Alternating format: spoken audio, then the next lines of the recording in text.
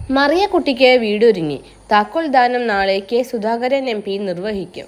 ക്ഷേമ പെൻഷൻ ലഭിക്കാത്തതിനെ തുടർന്ന് പരസ്യമായി പ്രതിഷേധിച്ചതിന്റെ പേരിൽ CPM അധിക്ഷേപിച്ച ഇരുന്നേക്കർ സ്വദേശി മറിയക്കുട്ടിക്ക് KPCC വാഗ്ദാനം ചെയ്ത വീടൊരുങ്ങി. ജൂലൈ 12 വൈകുന്നേരം 4 അടിമാലിയിലെ പുതിയ വീട്ടിൽ വെച്ച് താക്കോൽദാന കർമ്മം KPCC president K. Sudhakaran MP നിർവഹിക്കുമെന്ന് KPCC general secretary TU Radhakrishnan അറിയിച്ചു.